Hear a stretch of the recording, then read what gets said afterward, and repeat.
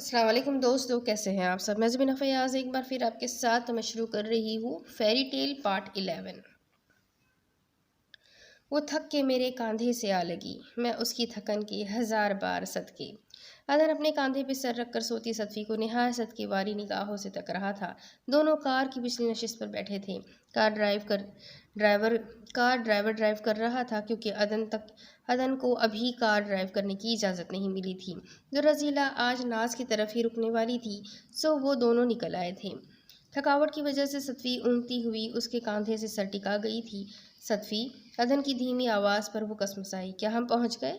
अदन से मज़ीद लगते उसके बाजू को अपने दोनों हाथों से मज़ीद मजबूती से जकड़ते उसने नींद में पूछा, जिस पर अदन के लबों पर मुस्कुराहट दराई थी। हाँ, तकरीबन। अदन के कहने पर सतफ़ी ने मंदी मंदी आंखें खोली तो निहायत ही करीब उसे अदन का मुस्कुराता चेहरा नजर आया। क्या नींद बहुत ज़्यादा आ रही है? अदन ने मुस्कुराते हुए बहुत तवज्जो से पूछा था, जिस पर सतफ़ी की धड़कन बढ़ी थी। जब भी वो मुस्कुरा के बात करता है, मुझे अपने दिल की फ़िक्र लग जाती है। अचानक ही सतफ़ी को एहसास हुआ कि वो कोई खूबसूरत ख्वाब नहीं देख रही थी, बल्कि वो सब हकीकत था जिस पर अगले ही पल वो झटके से उससे अलग होती कार से बाहर निकल आई थी। हम यहाँ क्यों रुके? कार से बाहर निकलने पर सड़क को देख सतफ़ी ने हैरान होते हुए उससे पूछा, जो खुद भी कार से निकल आया था। तुमने उस दिन कहा था कि वो सतफ़ी जो मेरे इर्द गिर्द किसी परवाने चकोर तितली की मानंद मंडलाती रहती थी, वो उसी सड़क पर कहीं खो गई है। वो सड़क के दरमियान आता हुआ बोला, जिस पर सतफ़ी ने हैरत से उसे देखा। क्या उसने उस दिन सब सुना था? और साथ ही सड़क पर निगाह दौड़ाई। ये वही सड़क थी जहाँ पर्ल ने उसे रोका था। मैं अपनी उस सतफ़ी को यहाँ ढूंढ कर साथ ले जाने आया हूँ। अदन उस तक जाता उसकी खुशनुमा हैरान आंखों में देखता हुआ बोला, ज़रूरी नहीं कि हमेशा खोने वाले वापस मिल भी जाए। सतफ़ी उसकी आंखों से नज़रें चुराते हुए बोली, बिल्कुल ज़रूरी नहीं, मगर उस सतफ़ी का मिलना नहायत ज़रूरी है, वरना मैं ज़िंदा कैसे रहूँगा? क्या तुम्हें लगता नहीं तुम्हें क्या लगता है मैं ज़िंदा हूँ? नहीं, मैं अब भी ज़िंदगी और मौत के दरमियान झूल रहा हूँ। मेरी ज़िंदगी वो सतफ़ी यूसुफ़ है जो मेरे इर्द गिर्द मोहब्बत मोहब्बत नाम की तस्बीह पढ़कर मंडलाती रहती थी। अब जब वो नहीं है तो सांस लेने में दिक्कत हो रही है। मत बेवकूफ़ बनाओ मुझे अदन तकी। उस सतफ़ी से तो तुम्हें वहशत होती है ना, जो तुम्हारे गिर्द किसी रूह की तरह मंडलाती थी। तुम चाहते थे कि वो तुमसे दूर हो जाए। जो तुम चाहते थे वो अब हो गया है, तो खुश क्यों नहीं हो जाते?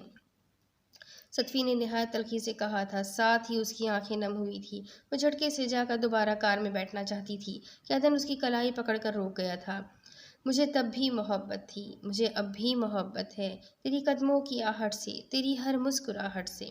सतफ़ी को कलाई से पकड़कर एकदम अपने सामने करते हुए गुनगुनाया था, जिस पर सतफ़ी की नम आंखें एक मर्तबा फिर मुतहिर नजर आई। यहाँ तक कि आंसू भी हैरान होकर रुक से गए थे, तेरी बातों की खुशबू से, तेरी आंखों के जादू से।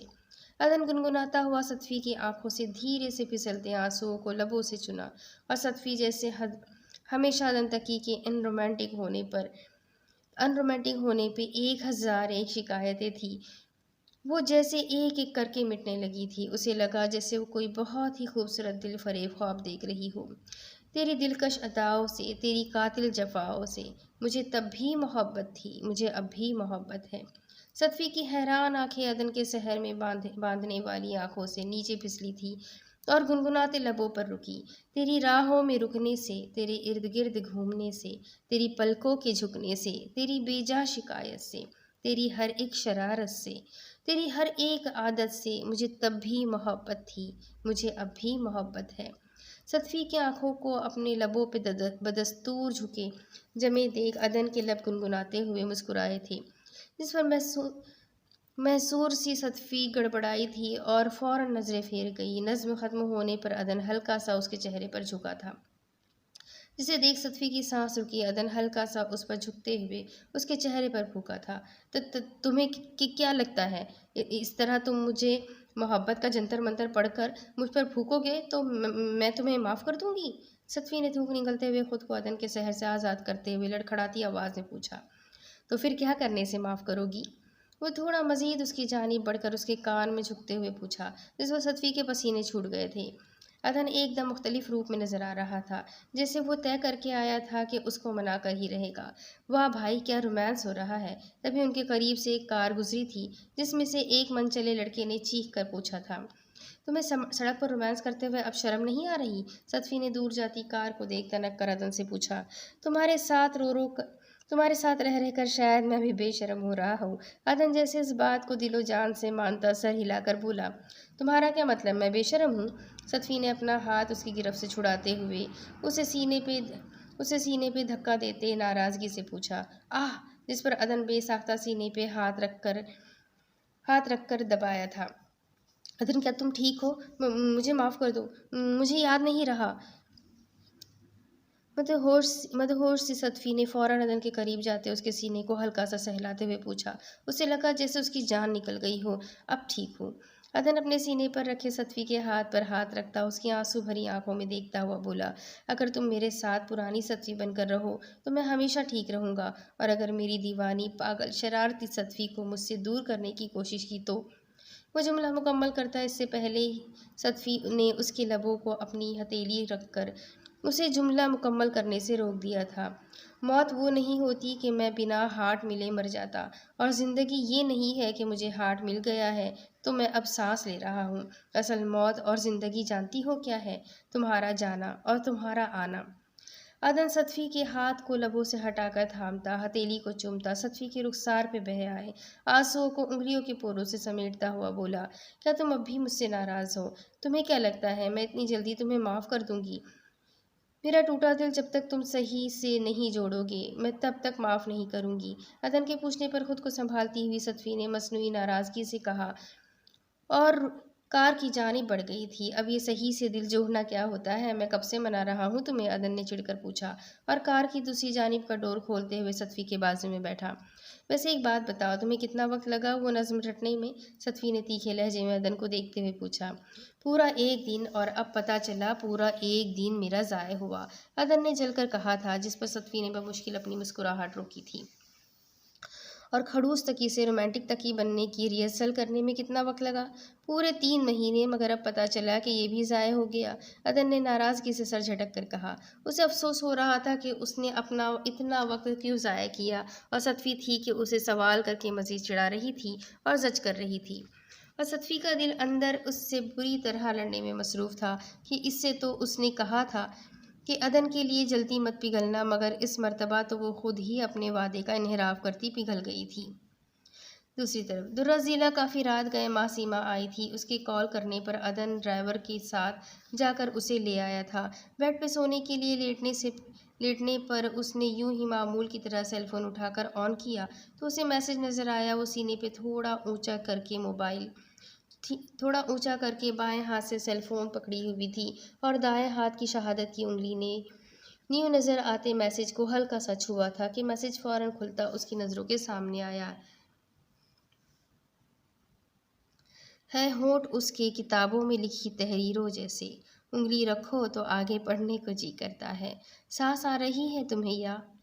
मैसेज पढ़कर दुर्रा ज़िला का हाथ बेइख्तियार काँपा था, जिसके सबब अगले ही पल उसके बेजान होते हाथ से सेलफोन छूटकर उसके ऊपर औंधा गिरा, और बेइख्तियार उसने अपने दोनों हाथों से सुर्ख होते चेहरे को छुपाया था। थोड़ी देर बाद वो झटके से बेड से उठकर मिरर के सामने आ खड़ी हुई थी। शर्म से सुर्ख सी वो जैसे खुद से भी नज़रें मिला नहीं पा रही थी। उसकी निगाहें अपनी सुर्खी माइल भरे भरे ताशीदा लबों पर थी, जहाँ एक अलवाही सी मुस्कान मौजूद थी। ये तुम क्या कर रही हो दुर्रा ज़िला? तभी उसके अंदर किसी ने झिड़क कर पूछा था। क्या कर रही हूँ? उसने जैसे घबरा कर आँखों को उठाकर मिरर में नजर आते अपने नाराज और तल्ख से अक्स को देखा। तुमने जो तय किया था उसके खिलाफ कर रही हो तुम उस शख्स के मुतालिक कैसे सोच सकती हो जिसके सबब तुम अपने बाबा के आखिरी दीदार से भी महरूम रही थी, जो तुम्हारे अजीज जान आपी को दुख और तकलीफ देने का बाज बनता रहा था? तुम उस शख्स के बारे में आखिर कैसे सोच सकती हो? तुम्हारी जिंदगी का एक विलन था, उसे विलन ही रहने दो। उसमें अपना प्रिंस चार्मिंग देखने की कोशिश मत करो। निहायत ही कड़वे लहजे में हकीकत को दिमाग ने उसके सामने वाज़ेह किया था। मैं उन्हें विलन ही समझती हूँ, उनमें प्रिंस चार्मिंग नहीं ढूंढती। अपने अक्स के इल्ज़ाम लगाने पर जैसे वो तड़प उठी थी। ऐसा लगा दुर्रा ज़िला जैसे अचानक नींद से जागी हो। क्या वाकई? तमसखराना अंदाज उभरी थी उसके अंदर। आईने में मौजूद अक्स जैसे तल्ख सी हंसी हंसते हुए धुंधलाई थी। उसे अब मिरर में अपना डरा खौफजदा सा चेहरा नजर आ रहा था। मैं अपनी ज़िंदगी के विलन में प्रिंस चार्मिंग नहीं ढूंढ रही हूँ, अपने डरे सहमे अक्स को जैसे वो बावर करवा रही थी। वो मार्सिया तकी की बहन और अदन तकी की भतीजी पहले थी, जो हर काम में दिल से पहले अकल से काम लेते थे। सतवी यूसुफ की भांजी बहुत बाद में थी, जो हर काम में दिमाग से पहले दिल रखती थी। वो हमीद और अब्दुल रहमान के साथ यूकेरिया के डेलीगेशन के साथ लंच पे आई थी। लंच के बाद वो अपने मेहमानों को मुस्कुराकर गुड बाय कर रही थी कि जब ही उसे एक टेबल के गिर्द अदन और पर्ल बैठे नजर आए। सतवी ने पहले तो बेयकीनी से देखा था और अगले ही पल जैसे उसका दिमाग जल उठा। कहाँ जा रही हो? सतवी को अचानक गुस्से में रास्ता तब्दील करते देख हमीद ने हैरत से पूछा था। मगर जैसे ही हमीद ने सतवी की निगाहों की ताक़ुब में देखा तो बुरी तरह बौखला गया। सतवी कूल, अपना दिमाग ठंडा रखो, पब्लिक प्लेस है, कुछ उटपटांग मत कर देना। सतवी का गुस्सा कम होने के लिए हमीद कह रहा था, मगर सतवी का गुस्सा हर गुजरते पल में बढ़ रहा था। बेड़ा गर्क। हमीद के मुंह से बेसाख्ता कर रहा की सूरत निकली जब उसने सतवी को अदन और पर्ल वाले टेबल के करीब जाकर रुकते और गर्म कॉफ़ी पर्ल के मुंह पर फेंकते देखा। तुम्हारी हिम्मत कैसे हुई मेरे अदन के साथ फ्लर्ट करने की? सतवी पर्ल के मुंह पर कॉफ़ी फेंकने के बाद गुर्राई थी और पर्ल गरम गरम कॉफ़ी के चेहरे पर गिरने से बिलबिला उठी। सतवी, ये क्या किया? अदन इस अचानक इमदाद पर बौखलाया था, मगर अगले ही पल वो जल्दी से पर्ल के चेहरे पर ठंडे पानी की बोतल उलटते हुए सतवी को झिड़का। क्यों जान निकल रही है तुम्हारी? कॉफ़ी मैंने इस नागिन के चेहरे पर फेंका था, तुम्हारे नहीं। अदन के पानी छिड़कने पर सतवी का जैसे पारा मजीद चढ़ गया था। सतवी, कंट्रोल करो अपने गुस्से को, सब हमें देख रहे हैं। हमीद ने गिड़गिड़ाते हुए जैसे मिन्नत की। अब्दुल रहमान तो अपनी मैम की ज़रूरत पर हकदक सा था। अगर तुम मज़ीद मेरे शौहर के साथ किसी रेस्टोरेंट में नैन मटक्का करती नजर आई ना, चाय में जहर घोलकर पिला दूंगी। मैं भी अब नागिन का कोर्स कर रही हूँ, सतवी घुर्राते हुए बोली। उसके लफ्ज़ों पर हमीद को परेशानी के इस बावजूद बेसाख्ता हंसी आई थी, जिस पर अदन ने उसे गुस्से से घूरा था, जिसके सबब बेचारे हमीद की हंसी फ़ौरन घुटी थी। सतवी, अब बस करो। अदन ने दांत पीस कर तंबीह की, मगर इधर परवाह किसे थी? अदन साहब, आप किस तरह रहते हैं अपनी मेंटल वाइफ के साथ? चेहरा टिश्यू पेपर से साफ करने के बाद बज़ाहिर चेहरे पर हल्की सी घबराहट तारी किए पर्ल ने अदन से पूछा था। हालांकि अंदर से वो बुरी तरह गुस्से से जूझ रही थी। उसका बस नहीं चल रहा था कि सामने टेबल पर मौजूद नाइफ सतवी के सीने में उतार दे या हैंडबैग में रखे पिस्तौल की सारी बुलेट्स उसके दिमाग में उतार दे और सतवी का कैंची की तरह चलता ज़बान हमेशा के लिए बंद हो जाए। ओह, अदन साहब की बहन, मुझसे बात कर। बस बहुत हो गया सतवी। अदन की बर्दाश्त की हद यहीं तक थी। अगले ही पल अदन सतवी की बाजू घसीटता हुआ वहाँ से उसे ले जाने लगा था। जान से मार दूंगी अगर मेरे अदन के आसपास भी नजर आई तो। अदन के साथ घसीटती हुई सतवी आखिर पल भी पर्ल को धमकी देने से बाज नहीं आई थी। धमकी देने के साथ ही उसने अपनी गर्दन की जानिब अंगूठे से गला काटने का इशारा किया था और रेस्टोरेंट से बाहर निकले तक शहादत की उंगली हल्का हल्का हिला हिलाकर धमकी देती रही थी वो, और पूरा रेस्टोरेंट जैसे अपना अपना काम छोड़े सतवी के निकलने तक सतवी को देखे गया था। और पर्ल जो अदन के सामने महज़ब पर सुकून रहने का ड्रामा करती रही थी, गुस्से से सुलग उठी। टेबल पर मौजूद सारी चीज़ों को तैश में आते हुए ज़मीन बोस किया था। तुम्हारी हिम्मत कैसी हुई मुझसे ऐसा बर्ताव करने की सतवी यूसुफ? मुझसे दुश्मनी तुमको खासी महंगी पड़ेगी। नहायत सर्द लहजे में पर्ल बड़बड़ाई थी। उसकी आंखों में आग दहक उठी थी। एवरीडे न्यू टेक की सीईओ है। इसके तो जूते भी सस्ते नहीं होते। अब तक वहाँ खड़े माजरा देखते हमीद ने मुंह बनाकर कहा था, जिस पर पर्ल ने उसे खूंखार निगाहों से घूरा। कहने का मतलब ये है कि मैं भी सतवी यूसुफ का काफ़ी महंगा दुश्मन हूँ। चलो अब्दुल रहमान, हमीद बेनियाजी से पहला जुमला पर्ल से और दूसरा हैरत से दंगा नजर आते अब्दुल रहमान से कहता रेस्टोरेंट से बाहर की जानिब बढ़ गया था। मैं तुम सबको देख लूँगी, पर्ल ने दांत पीस कर कहा। ये क्या बेवकूफ़ी थी? तुम पब्लिक प्लेस में ऐसी बचकाना हरकत कैसे कर सकती हो, जबकि तुम एक जिम्मेदार ओहदे पर फायज हो? अदन शदीद गुस्से में बरस रहा था। भाड़ में गई ऐसे जिम्मेदार ओहदा जिसके सबब मैं अपने शौहर को किसी और के साथ फ्लर्ट करते बेगैरतों की तरह देखती रहूं। सतवी मुंह बनाए बड़बड़ाई थी, जो सिर्फ उसके पास खड़े हमीद ने सुना था। तुमने पहले ही शहर में ढंडोरा पीट रखा है, अगर इस पर सुकून नहीं मिला तो अब मेरे गले में एक बोर्ड लटका दो। सामने आग की तरह बरसते अदन ने सतवी के लिप्स मूवमेंट से उसकी बात पढ़ लिया था, जिसके सबब अगले ही पल वो मज़ीद गज़बनाक होता हुआ घुर्राया था। आइडिया बुरा नहीं है वैसे, हमीद ने फ़ौरन कहा था। सही कहा, सतफ़ी ने चहकते हुए फ़ौरन तायीद की। शट अप, अदन दहाड़ा था, जिस पर दोनों ही मुंह लटका गए थे। पहले क्या ये खुद कम है जो तुम भी इसके साथ शामिल हो जाते हो? अदन ने बुरी तरह हमीद को लताड़ा। हमेशा तुम्हारी दुश्मनी के सबब मुझे जलील होना पड़ता है।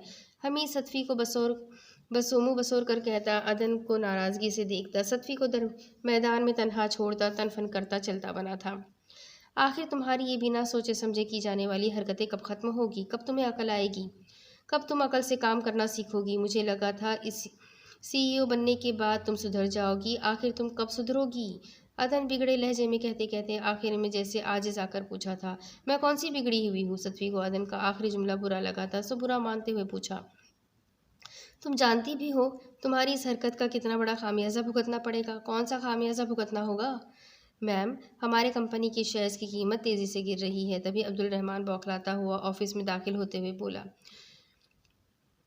दूसरी तरफ इस वक्त ज़ेली बहुत छोटी थी। सतफ़ी मेरे हर काम में साथ साथ होती थी। फौजान अभी थोड़ी देर पहले ही घर आया था। चेंज करके फ्रेश होने के बाद वो जैसे ही किचन की जानिब बढ़ा, किचन में दाखिल होने से पहले उसे मार्सिया की आवाज़ आई थी। यकीनन वो अपना कोई किस्सा अम्मा के गोश गुजार कर रही थी। पिछले 3 महीने में मार्सिया की अम्मा के साथ अच्छी दोस्ती हो गई थी। वो जब भी घर आता वो दोनों साथ बातें करती हुई दिखती। कभी अम्मा अपने पुराने वक्तों के किस्से सुना रही होती तो कभी मार्सिया अपने और सतफ़ी के कोई मुश्तरका कारनामे बता रही होती। अपनी बातों के दरमियान हैरान से नजर आते फौजान को वो दोनों कोई ख़ास अहमियत नहीं देती थी। वो हैरान होता कि मार्सिया किस तरह उसकी अम्मा के साथ इतना घुल मिल गई थी। वो अम्मा की बात कभी रद्द नहीं करती थी। वो नहीं जानता था कि इस सब में ज़्यादा दखल अम्मा की नर्म जादुई तबीयत का था या इतनी नर मिलनसार और इनकसारी तबीयत की मालिक थी वो कि उन्हें मार्सिया से ना कोई शिकवा हुआ था और ना ही उन्होंने मार्सिया के किसी काम में दखल देने की कोई कोशिश की थी। और यही वजह थी शायद कि मार्सिया उनके करीब आती गई थी। अभी भी फौजान सलाम करता हुआ जैसे ही कुर्सी घसीट कर बैठा था कि मार्सिया अपनी चेयर से उठती। फौजान के टेबल पे प्लेट सीधी करने पर वो बाद वो बादल से बाउल से फौजान की प्लेट में सालन डालने के बाद हॉट पॉट उसके करीब रखती, खाली गिलास में पानी उंडेल कर उसके करीब रख गई थी। और ये वो पिछले 3 महीने से बराबर कर रही थी, वो भी अम्मा के कहने पर, जिस पर फौजान हैरान होता रहता था कि क्या फरमाबरदारी और मार्सिया तकी का कोई आपसी ताल्लुक भी हो सकता था। मगर मार्सिया अपनी सास की काफ़ी फरमाबरदार वाक़ई हुई थी। सो अम्मा के घर आने पर घर में रावी फ़िलहाल चैन ही चैन लिख रहा था। मार्सिया, वो कमरे में दाखिल होता परेशानी से पुकारा था और मार्सिया जो सोने की तैयारी कर रही थी, हैरान होकर फौजान को पलटकर देखा, जिसकी नज़रें सेलफोन पर थी और पेशानी पर परेशानी की लकीरें बिखरे हुए थी। क्या हुआ, सब ठीक है? मार्सिया उस तक जाती हुई पूछने लगी। सीईओ सतफ़ी यूसुफ की एक वीडियो लीक हुई है जिसमें वो मैडम पर्ल पर कॉफ़ी फेंक रही है, जिसके सबब उन्हें काफ़ी बुरे बुरे कमेंट्स मिल रहे हैं और इस सबब कंपनी के शेयर्स तेज़ी से गिर रहे हैं। फौजान परेशानी से कहता सेलफोन मार्सिया की जानिब बढ़ाया था। ये क्या कर दिया सतफ़ी आपने? वीडियो देखते हुए मार्सिया का दिल चाहा कि अपना सर पीट ले। मैं सतफ़ी के पास जा रही हूँ। अगले ही पल मार्सिया सेलफोन वापस फौजान को थमाती दरवाजे की जानिब बढ़ी थी। मैं भी चल रहा हूँ, फौजान भी कहता उसके पीछे बढ़ा था। मैम, हमारी कंपनी के शेयर्स की कीमत तेज़ी से गिर रही है और यू यूकेरिया की डेलीगेशन ने हमारे साथ काम करने से मना कर दिया है। अब्दुल रहमान तेज़ी से आता हुआ अपना लैपटॉप सतफ़ी को थमाता हुआ बोला था। मुझे इसी का खौफ था। सतफ़ी के हाथ से लैपटॉप छीन कर देखता वो गुस्से से लैपटॉप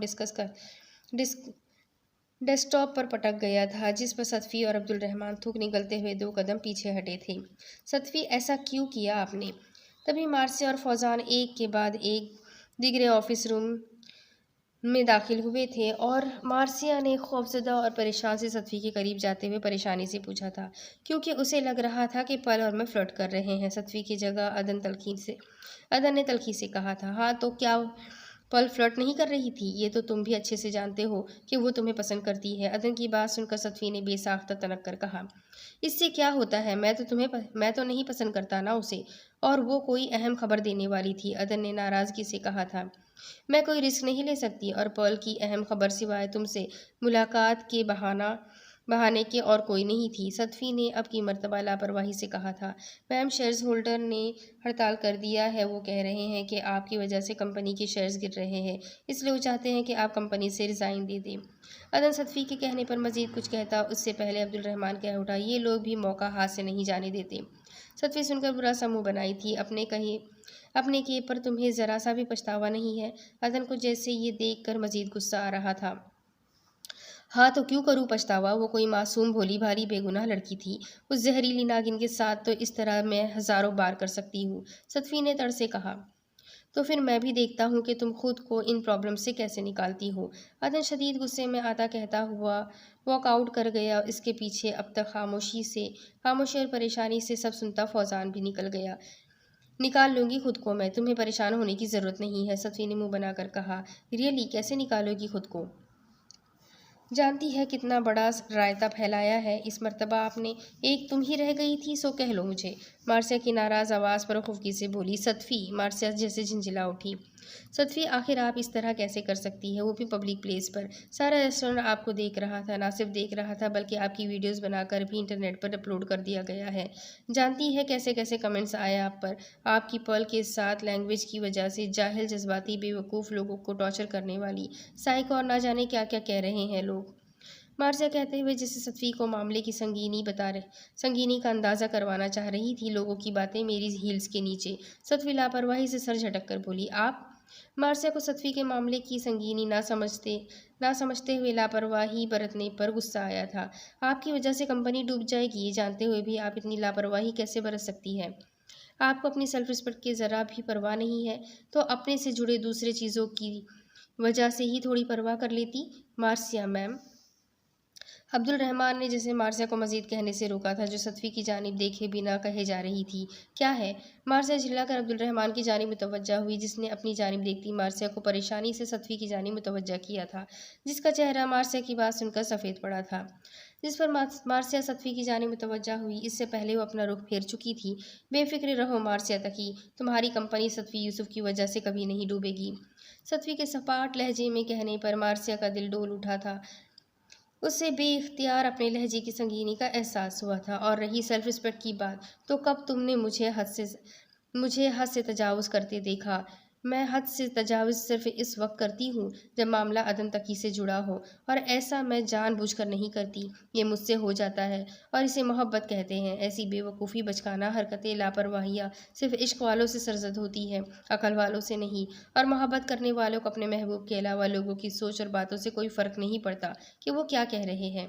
बस वो इतना ख्याल रखते हैं कि उनसे कोई ऐसा अमल सरजद ना हो जाए जो गुनाह कहलाता है। और यकीन मानो मैंने कोई गुनाह नहीं किया जिस पर मुझे शर्मिंदा होने की ज़रूरत है। सतफी, मेरे कहने का मतलब वो नहीं। सतफी के धीमे लहजे में कहने पर मार्सिया का दिल जैसे दुख रहा था। अगर कोई गुनाह किया भी है तो कह सकती हो कि वो मोहब्बत है, जो मुझे ये भुला देता है कि सेल्फ रिस्पेक्ट क्या है। क्या तुम खुद से भी सेल्फ रिस्पेक्ट जैसा बर्ताव करती हो? क्या तुम्हें खुद को कभी अपनी गलतियों पर माफ़ करने की ज़रूरत पड़ती है? वो सवाल करते हुए मार्सिया को देख रही थी, जो शदीद सदमे और दुख से उसे देख रही थी। नहीं ना, क्योंकि हमें अपनी गलतियाँ कभी गलती ही नहीं लगती। इसी तरह जानती हो, मोहब्बत में तू और मैं कभी अलग नहीं होते।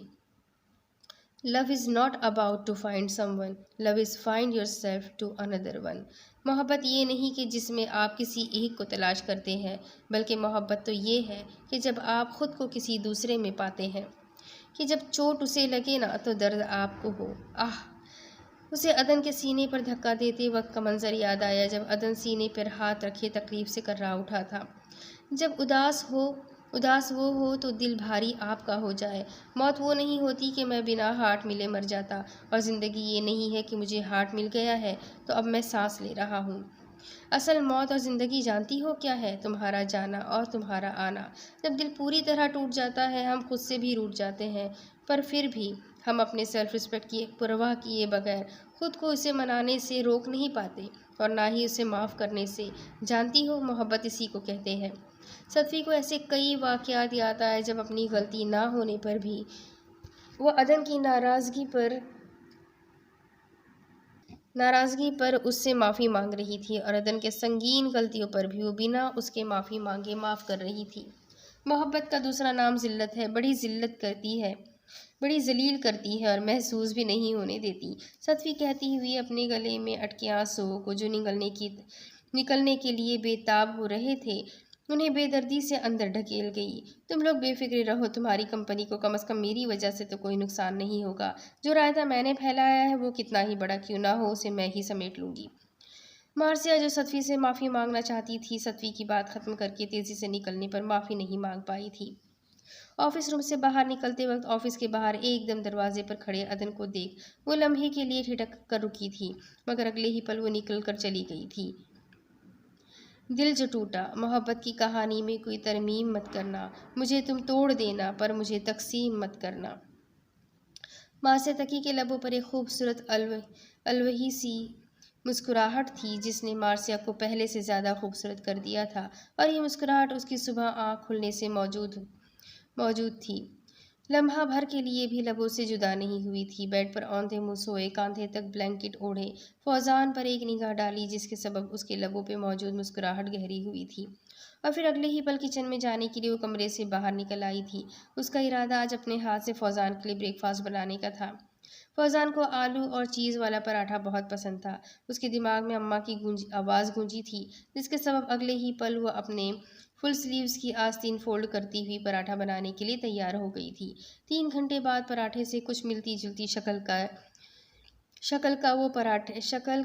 के 2 पराठे वो डाइनिंग टेबल पर रख रही थी, और साथ ही उसने मुड़कर चाय की केतली में नज़र डाली, जहाँ चाय उबल रहा था जिसे वो दम पे रखे हुए थी।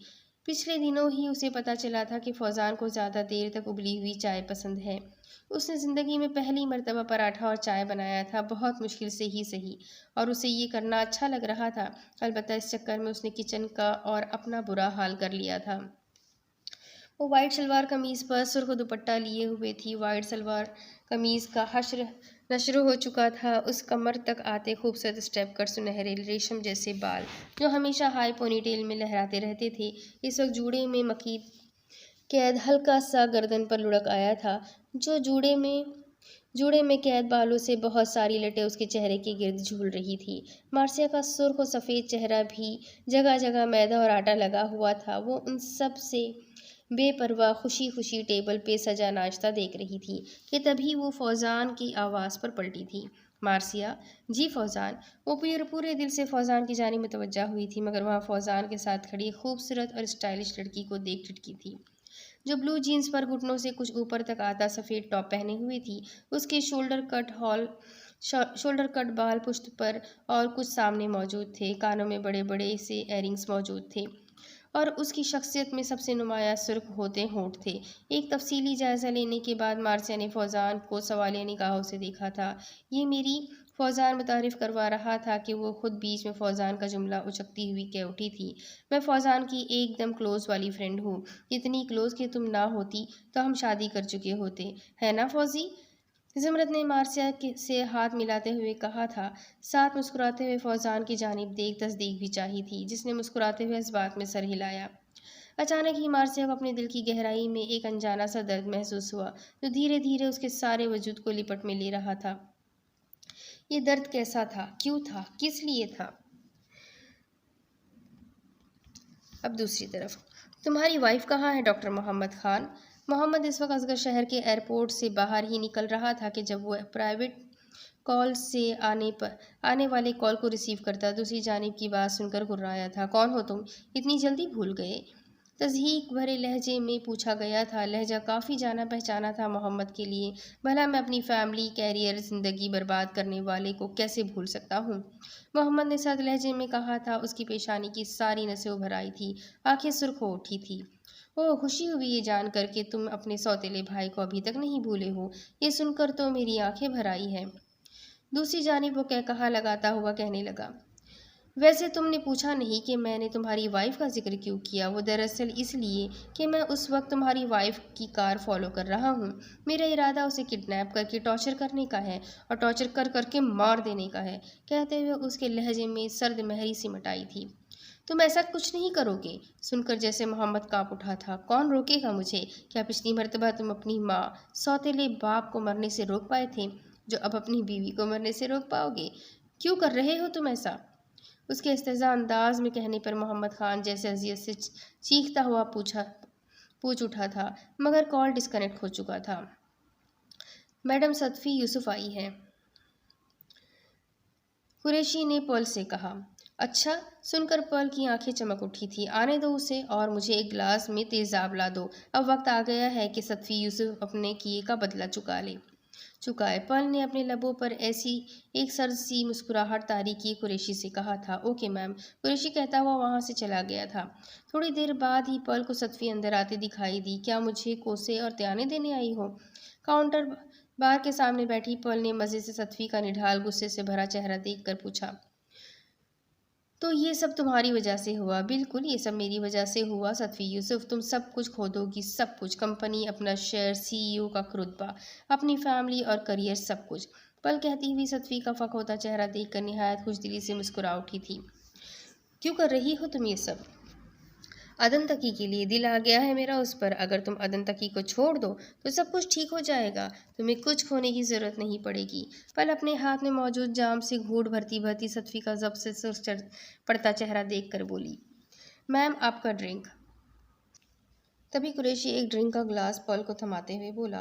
कांच के ड्रिंक ग्लास से झांकता वो हल्की सी जर्दी माइल महलूल को देख पल ने चमकती आंखों से एहतियात से थामा और सतफी को देखा, जो उसके बहुत करीब ही खड़ी थी। अब से 3 दिन पहले। खाला जानी, नाश्ता करने आइए ना, दुर्रा ज़ीला ने वॉशरूम से निकलती सतफी से कहा, जो दुर्रा ज़ीला के साथ अदन को भी सेंट्रल टेबल के गिर्द बैठा देख साकित सी हो गई थी।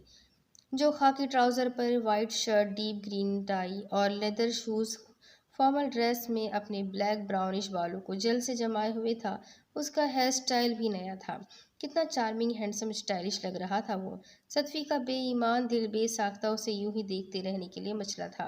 आए ना खाला जानी, दुर्रा ज़िला के पुकारने पर जैसे वो उसे होश आया था। नहीं, मुझे नाश्ता नहीं करना। अगले ही पल वो संभलते हुए बोली, मगर उसने अदन की मुस्कुराहट छुपाने की कोशिश को भी बूझ लिया था, जो यकीनन उसके महू होकर देखने पर था। सतफी शराफत से आकर नाश्ता करो। अदन के संजीदगी से कहने पर सतफी ने नाराज़गी से उसे देखा, जो मनाने की बजाय मजीद रौब जमा रहा था। ज़ेली, कह दो अपने खड़ूस चाचू से कि मैं नाश्ता नहीं कर रही। सतफी अदन को देखते हुए बुरा सा मुंह बनाए दुर्रा ज़ीला से बोली, और दुर्रा ज़ीला, जो चाय का मग पकड़े घूंट लेती हुई सेलफोन की स्क्रीन पर झुकी थी, बौखला को सतफी को देखती अदन को देखा। ज़ेली, अपनी जज्बाती बेवकूफ़ सी चाची से कहो कि अगर एक मर्तबा और मुझे नाश्ते के लिए कहना पड़ा तो अच्छा नहीं होगा।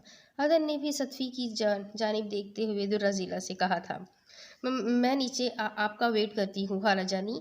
अगले ही पल हौकों की तरह दोनों को देखती दुर्रा ज़ीला घबरा कर कहती हुई कमरे से भागने के से अंदाज में बाहर निकल आई थी, जिसे उन दोनों ने आखिर तक देखा था।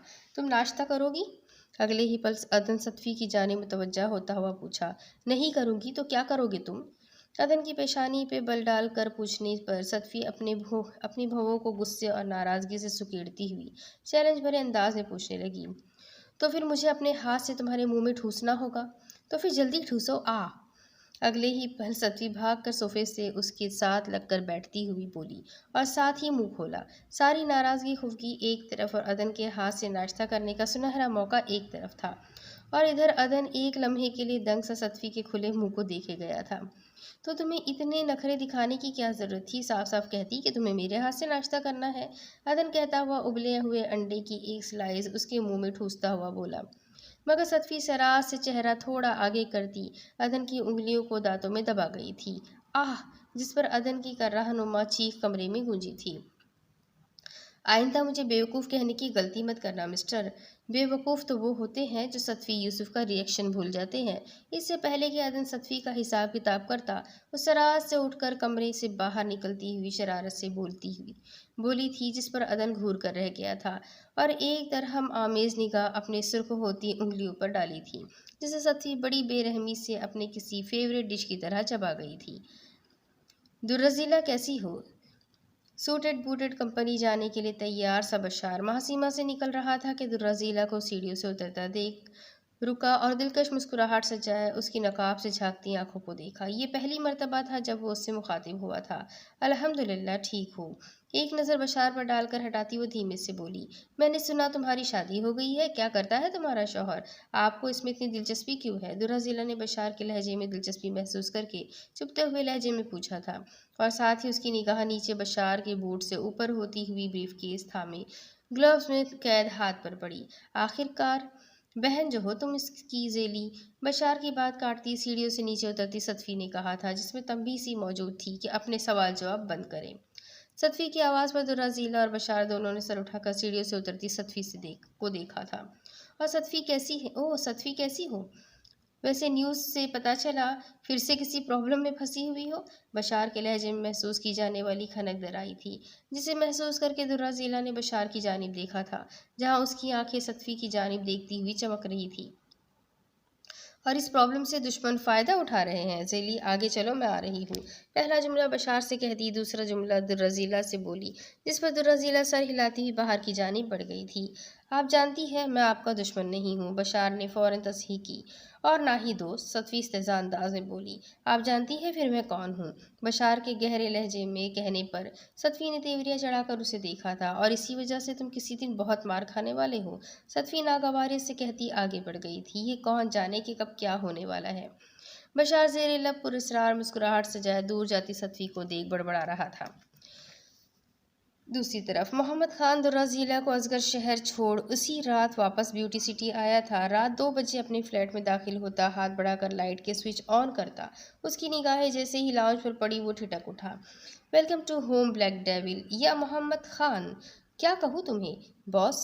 असगर पाशा को देख उसके मुंह से बेसाख्ता निकला था। असगर पाशा के साथ ही फहीर और मैडम पर्ल भी सोफे पर बैठी हुई थी। उसकी निगाह डाल पड़ने पर वो उसे दिलकशी से मुस्कुराती हुई हाथ हिलाई थी। तुम्हें क्या लगा अंधेरे से दोबारा उजाले की जानिब लौटना आसान होता है ब्लैक डेविल? ये इतना आसान नहीं होता जितना उजाले से अंधेरे में आना, असगर पाशा ने नहायत ही तल्ख लहजे में कहा था। और ये सब तुमने उस लड़की के लिए किया जो मार्सिया तकी की बहन है? आपकी मर्तबा असगर पाशा का लहजा सर्द था। तुम्हें क्या लगा अंधेरे से दोबारा उजाले की जानिब लौटना इतना आसान होगा? बॉस, आप गलत समझ रहे हैं। ये सब उसके सबब नहीं हुआ। जब से मैं उजाले की छोड़ अंधेरे की जानिब बढ़ा था तब से वापस लौटना चाहता था, मगर खौफजदा था, इसलिए हजार चाहत के बावजूद लौट नहीं पाया। अब जब मौका मिला था तो मैं इस वापस लौटने के मौके को छोड़ नहीं पाया। ब्लैक डेविल धीमे लहजे में शिकस्ता सा कह रहा था। वजह तो तुम्हारी बीवी ही बनी ना। असगर पाशा कुर्राता हुआ उसके मुकाबिल खड़ा होता हुआ बोला था। उसे बीच में मत लाइए बॉस, मैं आपके सामने हूँ, सो जो आप चाहे कर कीजिए, मगर मेरी बीवी तक मत जाइए। अब की मर्तबा उसका सर्द लहजा सर्द हुआ था। तुम्हें क्या लगता है मैं अपने बेहतरीन आदमी को यूं ही खो दूंगा? तो गलत लगता है। तुम मेरे छोटे भाई जैसे, और इसलिए पहले तुम्हें समझाना चाहता था कि अगर तुम्हें अपनी बीवी की ज़िंदगी अजीज़ है तो वापस लौट आओ। असगर पाशा किसी भी कीमत पर अपने सबसे कीमती आदमी को नहीं छोड़ सकता। असगर पाशा समझा कम और धमकी ज़्यादा देता हुआ बाहर की जानिब बढ़ गया था। दोस्त, सोच समझ कर कदम उठाओ। फसीर उसकी पीठ थपथपाता हुआ असगर पाशा के पीछे बढ़ा। मैं तुम्हें बस इतना कहूँगी डेविल कि तुम्हारे दुश्मन तुम्हें जख्म पहुँचाने के लिए तुम्हारी बीवी पर घात लगाए हुए बैठे हैं, क्योंकि तुम्हारे पास अब सिर्फ एक ही मता है जो तुम्हारा दुश्मन तुमसे छीन लेना चाहता है, सो अपनी बीवी की हिफाजत करो। पर्ल डेविल की सुर्ख होती आंखों में देख कर कहती, कांधा थपथपाती बाहर बढ़ गई थी, जिस पर डेविल आंखें मीच गया था। उसे अपने काम जल्दी जल्दी निपटा कर वापस दुर्राज़ीला के पास जाना था। खाला जानी, बशार भाई कौन सी प्रॉब्लम का जिक्र कर रहे थे? लैपटॉप गोद में रखे उस पर झुके सतफी से बज़ाहिर यूं ही पूछा था। अलबत्ता वो दिल ही दिल में शदीद परेशान हो रही थी। कुछ खास नहीं, वो एक औरत है पर्ल नाम की, वो अदन के पीछे पड़ी है। कल मैंने उसे रेस्टोरेंट में अदन के साथ देख लिया था, सो गुस्से में कॉफ़ी उसके मुंह पर फेंक दी। किसी ने उसकी वीडियो इंटरनेट पर डाल दी है, बस ये फिर क्या। सब उसी मौके का फ़ायदा उठाने के चक्कर में है। वैसे फ़िक्र मत करो, मैं इस प्रॉब्लम को सुलझा लूँगी, सतफी लापरवाही से कहती हुई आखिर में मुस्कुराकर दुर्राज़ीला को देखते हुए तसल्ली दी। मैं जानती हूँ। दुर्राज़ीला यकीन से कहती कार का डोर खोलती कार से उतर गई थी, क्योंकि हदतुल बनात आ गया था। मार्गो आपी, मैं दुर्राज़ीला हूँ, आप मेरी एक मदद करें प्लीज़। हदतुल बनात में दाखिल होते वक्त दुर्राज़ीला सेल फ़ोन पर बात करती हुई नजर आई। दूसरी तरफ कल रात 11:30 बजे बारिश में भीगते हुए फौजान घर वापस लौटा तो उसे कमरे में कहीं मार्सिया नजर नहीं आई थी। कपड़े तब्दील करने के बाद वो सारा घर छान मारा मगर मार्सिया कहीं नहीं थी। वो परेशान होता हुआ सेल फोन पे मार्सिया को कॉल की और कमरे में कॉलर टोन बज उठी जो मार्सिया के सेल फोन की थी। अगले ही पल वो जान गया था कि रिंगटोन के की आवाज़ बेड पर गिरे मार्सिया के फ़ोन से आ रही है। सेल फोन कमरे में था तो फिर वो कहाँ थी। अचानक आए ख्याल के तहत वो छत पर चला आया था। वो शिद्दत रह गया। वो छत की रैगिंग पकड़ थामे बारिश में भीगती हुई नजर आई। पागल हो गई हो, बारिश में भीग क्यों रही हो। अगले ही पल मार्सिया तक जाता उसका बाजू पकड़कर अपनी जानिब घुमाता हुआ पूछा, जिस पर मार्सिया ने अपने सुर्ख होते आंखों से फौजान को देखते हुए उसका हाथ अपने बाजू से हटाया था। वो बेहद ही बसता ठंडा हाथ था जिससे फौजान समझ गया था कि न जाने वो कितनी देर से बारिश में भीग रही थी। फौजान का दिमाग अचानक ही उल्टा था। वो उस पर बरसता इससे पहले ही मार्सिया वहां से हट गई थी। फौजान ठंड से ठिठरता हुआ कमरे में आया तो वो वॉशरूम से चेंज करके कमरे में आती आती दिखी। उसके भीगे बाल लटों की सूरत में उसके वजूद के गिर्द बिखरे थे। फौजान हैरत से उसे देखे गया था जो बेहिसी का लिबादा ओढ़े गीले बालों समेत सोफे पे जाकर करवट के बल लेट गई थी। ये इंतहाई घटिया तरीका है खुद को ब्लेम करने का।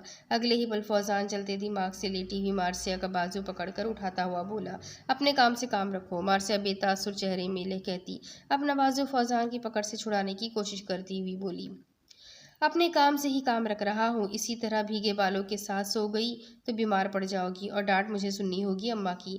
फौजान कतई लहजे में कहता झुककर मार्सिया को बाजू पे उठा गया था क्योंकि वो जानता था कि उसके कहने पर तो वो कयामत तक भी उठने से रही।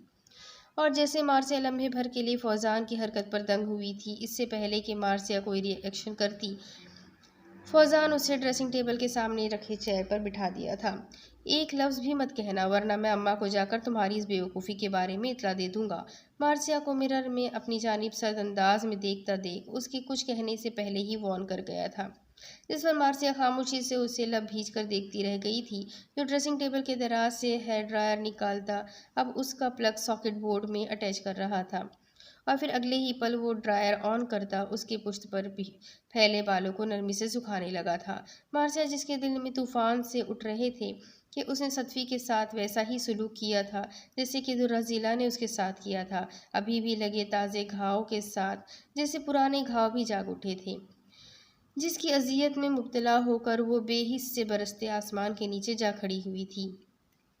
मगर अब जैसे धीरे धीरे अंदर मचा तूफान शांत हो रहा था, वो एकटक सी मसरूफ से फौजान को देखे जा रही थी। वो ड्रायर से बाल सुखाने के बाद बालों में ब्रश कर रहा था। जब वो अपना काम कर चुका तो वो खामोशी से फौजान की जानिब देखे बिना ही उठकर सोफे पर जाकर सर तक ब्लैंकेट ओढ़कर सो गई थी। फौजान एक लम्हे के लिए हैरान हुआ कि मार्सिया ने उसे कुछ कहा क्यों नहीं था, मगर अगले ही पल कांधे उचकाकर लिबास एक मर्तबा फिर बदलकर वो भी सो गया था।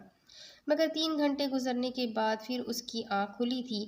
वो कर्राहों की आवाज़ थी जिसकी सबब उसकी नींद टूटी थी।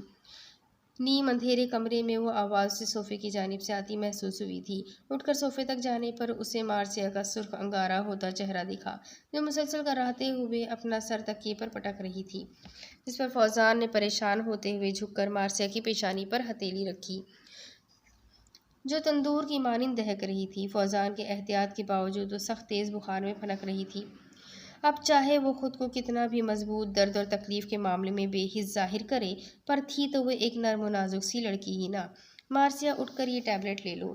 अगले ही पल फौजान दौड़कर फर्स्ट एड किट से मेडिसिन ले आया था और घुटनों के बल सोफे के करीब बैठा मार्सिया को पुकार रहा था।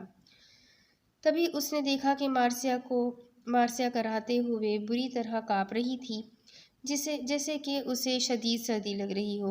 फौजान मार्सिया के कपकपाते सूखे सुर्खी माए लबों को देख कुछ सोचता हुआ अगले ही पल मार्सिया को उठाकर बेड पर लिटाया था। अपना और मार्सिया का ब्लैंकेट मार्सिया को उड़ाया जो अभी भी बदस्तूर कांपे जा रही थी, जिस पर परेशान होता हुआ मार्सिया के करीब आ बैठा था। वो क्या करे कि मार्सिया इस तरह ठिठरना बंद कर दे। मार्सिया उठो, शाबाश, ये टैबलेट ले लो।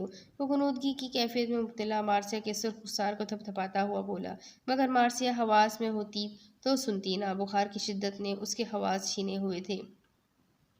इसलिए फौजान मार्सिया को बाएं बाजू से उठाए उसकी ढलकी गर्दन को अपने कंधे पे टिका गया था और दाएं हाथ से बमुश्किल से टैबलेट खिलाता हुआ पानी का गिलास लबों से लगा दिया था।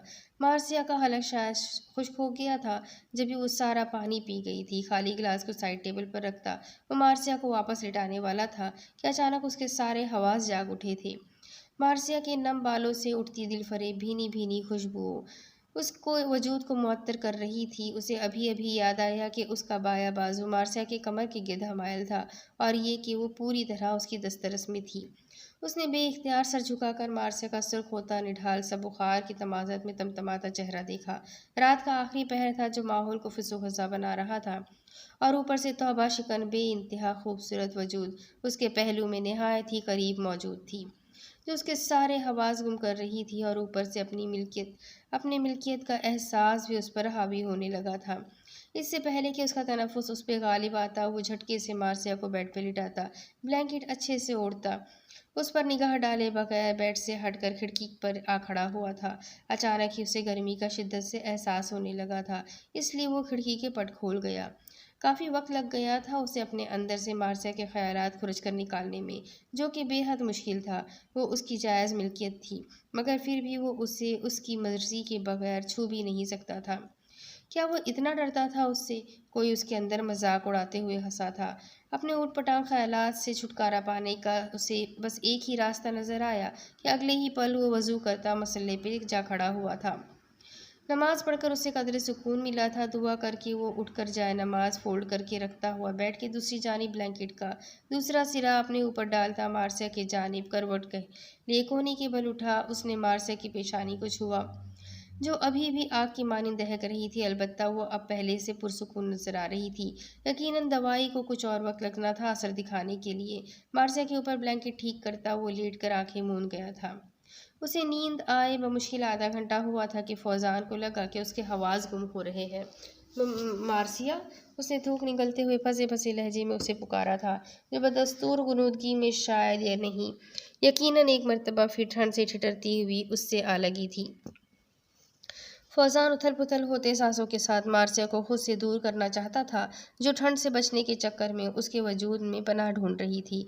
मगर फौजान ने अपने मुअत्तिल होते हवास के साथ महसूस किया कि इस मर्तबा वो खुद को इस नशे में डूबने से नहीं रोक पा गया था, जो उसके ऊपर अबर की तरह छाता हुआ उसका सारा होश खरूज छीन गया था। दूसरी सुबह जब मार्सिया उठी, बुखार का जोर काफ़ी हद तक टूट चुका था और पिछली रात गुमहोश हवास में सरजद हुई हरकत पर वो गायब दिमागी से काफ़ी देर गंग सी बैठी रही थी कि मैसेज टोन पर चौंकती हुई उसकी निगाह फौजान के पुष्ट पर पड़ी, जो करवट लिए सोया हुआ था। मार्सिया अगले ही पल झटके से उठती वॉशरूम की जानी बढ़ गई थी। उसे फौजान के उठने से पहले घर से चले जाना था। ये तुमने क्या कर दिया मार्सिया? उफ, अब क्या होगा? तुम ऐसा कैसे कर सकती हो? तुम इतनी बड़ी बेवकूफ़ी कैसे कर सकती हो? इतनी कमज़ोर कैसे पड़ सकती हो? मार्सिया अपने कैबिन में चेयर पे बैठी, सर को चेयर की पुष्ट से टिकाए, दोनों हाथों को पेशानी और आंखों से ढांपे, वो शदीद इज़्तिराबी कैफियत में खुद को कोसे जा रही थी। उसे यकीन नहीं आ रहा था कि पिछली रात जो बीता था वो सब सच था और इस तल्ख सच्चाई को हजम नहीं कर पा रही थी। क्या हो रहा है? सतफी की एकदम करीब से उभरती आवाज़ पे वो चौंकती हुई आंखों पर से हाथ हटाती सीधी हो बैठी, जहां सामने ही सतफी आ खड़ी नजर आई थी। ओह सतफी, आई एम सो सॉरी। अगले ही पल वो चेयर से उठती सतफी से जा लगी थी। डोंट वरी स्वीटी, मैं तुमसे नाराज़ नहीं हूँ। सतफी मुस्कुराकर खुद से लगी मार्सिया का पीठ थपथपाकर बोली, आप सच कह रही है? मार्सिया ने उससे अलग होते हुए पूछा। बिल्कुल, तुम जानती हो झूठ हम में से कोई नहीं बोलता। सतफी मुस्कुराकर मार्सिया का रुख साथ थपथपाती हुई यकीन दिलाने वाले लहजे में बोली, खैर मैं ये कहने आई थी कि पर्ल की सारी डिटेल्स निकालो, ठीक है? सतफी के कहने पर वो सर हिलाती हुई बोली, और मुझे मेल कर देना।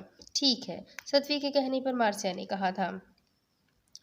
अब्दुल रहमान, सतफी ने मार्सिया के भेजे मेल्स चेक कर दिए, अपने पीए को आवाज़ दिया। जब भी ऑफिस रूम में दाखिल होते अपने पीए को देख सतफी मबहूत हुई थी। अब्दुल रहमान कब से इतना हैंडसम, स्मार्ट, चार्मिंग, स्टाइलिश हो गया था, पूरा आदन की तरह। तो तुम? सतफी फॉर्मल सूट में मलबूस उस तक जाती हकलाई थी जिसके सिक्स पैक बॉडी पर फॉर्मल सूट बहुत जच रहा था। वो नज़र लग जाने की हद तक हैंडसम लग रहा था। Madam, I am your new PA, my self is अदन तकी। वो बड़े अंदाज से सर खम करता हुआ बोला, क्या वाकई कितने हैंडसम हो तुम पीए। तुम्हें यकीनन कंपनी की सारी लड़कियों ने घूरा होगा। सतवी उस तक जाती ट्रांस किसी कैफियत में कह रही थी, तुम एक काम क्यों नहीं करते, बुर्का ओढ़ लिया करो। व्हाट, तुम इतनी जेलस कैसे हो सकती हो। और इस तरह के डायलॉग मर्द बोलते हैं। अदन जो मुस्कुराहट दबाए उसे देख रहा था, उसका आखिरी जुमला सुनकर अदन को झटका लगा था। हशमगी निगाहों से उसे देखता हुआ बोला, you call it jealousy and I call it fair of losing you. तुम इसे जलना कहते हो और मैं इसे तुम्हें खो देने का खौफ कहती हूँ। वो शान बेनियाजी से सर झटकते हुए बोली, उसकी सज़ा तुम्हें ज़रूर मिलेगी। कैसी सज़ा। अदन की भवें उचकाकर पूछने पर वो जो अदन के कुछ फासले पर आ खड़ी थी, सारे फासले मिटाती हुई अदन के करीब जा खड़ी हुई थी। क्या अब तुम अपने पीए से फ्लर्ट करोगी। अदन सतवी के चेहरे के तासुरात देखता पीछे हटना चाहता था कि सतवी उसकी कलाई पकड़कर रोक गई। अगर पीए अदन तक ही हो तो मैं कुछ भी कर सकती हूँ, कहती हुई वो पंजों के बल थोड़ी ऊंची हुई थी ताकि वो अदन के चेहरे तक पहुंच सके। मैम। इससे पहले कि वो अपने इरादे पर अमल करती, बाहर से आती दस्तक के साथ आती अब्दुल रहमान की आवाज़ पर अदन घबराता हुआ फौरन सतवी को अपने सामने से ढकेल गया था, जिस पर सतवी का सर बड़े जोर से दीवार से जा टकराया था। बेड़ा गर्क। सतवी ने दीवार से पेशानी उठाकर सहलाते हुए दांत पीस कर कहा था, मैम। अंदर दाखिल होता अब्दुल रहमान हैरत ज़दा सा कभी सामने अटेंशन पोस्चर में खड़े अदन को देखता तो कभी दीवार की जानिब मुंह किए सतवी को, जो गुस्से से खौल रही थी। क्या हुआ, अब कौन सी मौत पड़ गई। सतवी घुर्राते हुए अब्दुल रहमान की जानिब पड़ते हुए पूछी। वो मैम। अब्दुल रहमान बौखला का चंद कदम पीछे हटता हकलाया, कॉन्फ्रेंस रूम में सब आपका वेट कर रहे हैं। उन्हें भी चैन नहीं पड़ता। और तुम। सतवी यूसुफ के रिएक्शन के लिए तैयार रहना। पहला जुमला दांत पीस कर कहते वो दूसरा जुमला मुड़कर अदन से कहती हुई वो ऑफिस से निकली थी। तुम रहने दो, मैं जा रहा हूँ इसके साथ। सतवी के पीछे जाते अब्दुल रहमान को रोकता वो खुद सतवी के पीछे गया था। सतवी लिफ्ट में दाखिल होती गर्दन अकड़ाए हाथ सीने पे बांध गई थी। इसके पीछे दाखिल होता अदन लिफ्ट के बटन प्रेस करता सतवी से 2 कदम पीछे जा खड़ा हुआ। तुमने मुझे कितनी जोर से ढकेला था, जानते हो यहाँ कितनी जोर से दर्द हो रहा है। लिफ्ट के स्टार्ट होते ही वो बंधे हाथ खोलती अदन की जानिब मुड़ती, अपनी पेशानी की जानिब इशारा करते हुए बोली, हाँ तो क्या अब्दुल रहमान के सामने भी मुझसे चिपकी रहती। अदन उसकी सुर्ख होती पेशानी देख भवें उचकाकर पूछने लगा, वाह बड़ी परवाह है अब्दुल रहमान की। सतवी ने जलकर कहा था, इसे परवाह नहीं शर्म कहते हैं, जिसे तुम जैसे बेशर्मों की मलिका नहीं समझ पाएगी। अदन सतवी को मजीद जलाने के लिए लबों पे आई मुस्कुराहट का गला घोटते हुए बोला, बेशर्मों की मलिका। हाँ, अभी मैंने बेशर्मी की कहा है, जब करूँगी ना तब ये एजारी लकब देना। सतवी झुलस कर धमकी देने वाले अंदाज में कहती लिफ्ट से बाहर निकली थी, जिसका दरवाज़ा अभी अभी खुला था। और उसकी धमकी पर झरझरी लेता अदन सतवी के पीछे बढ़ा। सतवी का कोई भरोसा नहीं था कि कब क्या कर जाए, और यूं भी सतवी का रिएक्शन काफ़ी डरावना होता था। अस्सलाम वालेकुम एवरीबॉडी। कॉन्फ्रेंस रूम में दाखिल होते हुए सतवी ने अभी सभी शेयर्स होल्डर का हद से ज़्यादा संजीदा होता चेहरा देखा, जो उसके आने से पहले यकीनन उसे बुरा भला कह रहे थे। मेरा आप सबको एक मुखलिसाना मशवरा है कि इतना ज़्यादा सीरियस ना रहा करें। आप दुनिया में आए हैं आईसीयू में नहीं। इन सभी का उसे देख मज़ीद संजीदगी से संजीदा होता चेहरा देख सतवी ने नहायत खुलूस से कहा, जिस पर उन सभी के दरमियान मौजूद हमीद के चेहरे पर मुस्कुराहट दौड़ी थी। हम यहाँ कोई जोक सुनने नहीं आए हैं। तुम ये बताओ सतवी, यूसुफ के कंपनी के शेयर्स की कीमत जो तेज़ी से गिर रही है, उसका क्या। एक शेयर्स होल्डर खड़ा होता हुआ टेबल पर जोर से हाथ मारता काफ़ी बदतमीजी से कह रहा था, क्या तुम्हें तमीज़ कैसे कैसे की जाती है सिखाना पड़ेगा। अदन जो सतफी से 2 कदम पीछे खड़ा था, उस आदमी तक जाता हुर्राया था। उसके लहजे में एक तरह की धमकी पोशीदा थी, जिसे वहाँ सभी ने महसूस किया था। सतफी मैम, सीईओ मैम। उसके पीछे खड़े अदन ने सद लहजे में तस्दीक की, सीईओ मैम, अब क्या करेंगी आप। वो हकला कर कहता फौरन नीचे बैठा था। रियाज तकी और अयाज तकी उसे कीना तोज नज़रों से घूर रहे थे। अलबत्ता उनके साथ ही बैठा बशार अदन को सर्द निगाहों से घूर रहा था। एक तंबीही आमेज नज़रों से उन सबको देखता। अदन की निगाहें बशार की निगाहों से टकराई थी, जिसके सबब अदन की निगाहों में एक आग सी दहक उठी थी, और उस आग के अंदर झांकने पर शदीद गुस्से में भरा अदन तकी नजर आया था, जो बशार तकी के कैबिन में झटके से घुसा था। तुमने वो सब क्यों किया था? ज़ेली का अगवा, आरिज़ भाई जान को वो ख़त, तुम्हारी वजह से उनकी जान चली गई। अदन घुर्राता हुआ तेज़ आवाज़ से डेस्कटॉप पर हाथ रखता बशार की जानिब झुका पूछ रहा था, जो फाइल्स में झुका था। अदन को देख एक लम्हे के लिए उसका चेहरा ज़रूर मुतग़य्यर हुआ था, मगर अब वो बड़ी दिलचस्पी से गुस्से से भरे अदन को देख रहा था। क्या इतना भी नहीं समझी अदंतकी कि ये सब मैंने इस कंपनी को हासिल करने के लिए किया? निहायत इत्मीनान से फाइल बंद करता हुआ अदन से मुखातिब हुआ था। कंपनी के लिए? सुनकर अदन का दिमाग जैसे भग से उड़ा था। वो इतने आराम से कैसे अपना जुर्म बिना किसी पछतावे के कबूल कर सकता था? मैं नहीं जानता था कि तुम इतना गिर सकते थे। अदन निहायत ही नफरत से बोला, मैंने अपनी ज़िंदगी से ये सीखा है अदंतकी कि जब इंसान गिरता है तभी वो ऊपर उठता है। कहते हुए बशार का चेहरा सपाट हुआ था। तुम्हें तुम्हारे गुनाहों की सज़ा ज़रूर मिलेगी, और जब मिलेगी तब एहसास होगा कि गिरना भी कितनी किस्म का होता है, और उनमें कौन सा गिरना बेहतर और कौन सा गिरना बदतर होता है। अदन का लहजा भी सपाट हुआ था। तब तक बहुत देर हो चुकी होगी अदंतकी। तुम्हारी सज़ा देने से पहले मैं तुमसे तुम्हारी ज़िंदगी छीन लूँगा, और तुम इस तरह मरोगे कि मर कर भी मौत की तमन्ना करोगे। अदन के सर्द सपाट आंखों में देखता हुआ बशार भी निहायत सर्द लहजे में कह रहा था। ये अंदाज़ा लगाना मुश्किल था कि किसकी आंखें ज़्यादा सर्द थी और किसकी आंखों में ज़्यादा नफरत थी। ये मेरा पीए है, ये मेरा पीए है। आप लोगों ने क्यों बुलाया मुझे? अदन को सतफी की आवाज़ उस कॉन्फ्रेंस रूम में दोबारा खींच लाई थी। आखिरी तेज़ नज़र बशार पर डालता वो वापस सतफी के पीछे जा खड़ा हुआ था। मैम, हम आपको समझ नहीं पा रहे। हमारे शेयर्स की कीमत इतने गिर चुके हैं और आप इतनी मुतमईन कैसे रह सकती है? सतफी के पीछे खड़े अदन को देखते हुए सहमे लहजे में दूसरा शेयर होल्डर बोला। अदन की वजह से वो सब थोड़ा खौफजदा नजर आ रहे थे, इसलिए खुलकर सतफी को बुरा भला नहीं कह पा रहे थे। जो मुझे समझ सका उसे हक है कि वो ट्यूशन जो मुझे नहीं समझ सका उसे हक है कि वो ट्यूशन लगा ले, और आप ये ट्यूशन मेरे पीए के पास लगा सकते हैं। सतफी निहायत खुशदिली से कहती हुई अदन की जानिब इशारा कर गई थी। सतफी की नॉन सीरियस बात सुनकर अदन का दिल किया कि अपना सर पीट ले। मेरा ये मानना है कि अगर सीईओ मैम से गलती हो जाए तो कसूर गलती का ही होगा, हमारे सीईओ मैम का नहीं। हमीद अदन के चेहरे पर छाए झिल्लाए तासुरात देखकर सर हिलाता हुआ निहायत जेंटलमैन अंदाज में बोला, जिस पर अदन ने उसे बुरी तरह घूरा था। शुक्रिया हमीद साहब। सतफी ने हमीद का शुक्रिया दिल से अदा किया था। आजकल हमारी नौजवान नस्ल सिर्फ हंसी मजाक तक ही रह गए हैं। रियाज तकी हमीद और सतफी को इस्तेज़ा अंदाज में घूरते हुए बोले, ये लुका छुपी और हंसी मजाक छोड़कर हम मुद्दे पर आते हैं मिस सीईओ। रियाज तकी ने एक एक लफ्ज़ चबाते हुए अदन को देखा, जो उन्हें सपाट नज़रों से देख रहा था।